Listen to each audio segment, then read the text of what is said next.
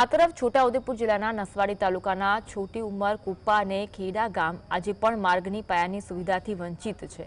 ચોમાસા દરમિયાન આ ત્રણેય ગામો સંપૂર્ણપણે સંપર્ક વિહોણા બની જાય છે, જેના કારણે શાળામાં અભ્યાસ કરતા બાળકો, રોજગારી માટે જતા યુવાનો અને આરોગ્ય સેવા જરૂરી હોય તેવા દર્દીઓને ભારે હાલાકી ભોગવવી પડે છે।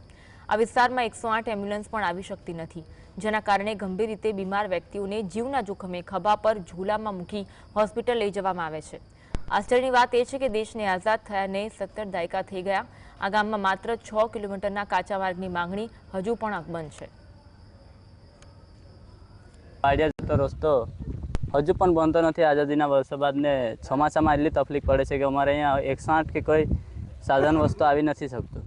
સરકાર પાસે અમારે આટલી જ માંગણી છે કે અમારે રસ્તા બનાવી આપે ને અમારે 108 આવી શકે એવી સુવિધા। અમારે કુપ્પાથી છોટી ઉંમરનો જે વાડિયા સુધીનો રસ્તો છે, 6 થી 7 કિલોમીટરનો અંતરનો રસ્તો છે, એ ટોટલી આખો કાચો રસ્તો છે। અમારા ગામમાં આ દિન સુધી 108 કે કોઈ ભારે વાહન આવી શકતું એમ નથી, અને ખાસ કરીને અમારી જે ગર્ભવતી મહિલાઓ છે એમને દવાખાને લઈ જવાય હોય તો અમને ઘણી બધી તકલીફ થાય છે।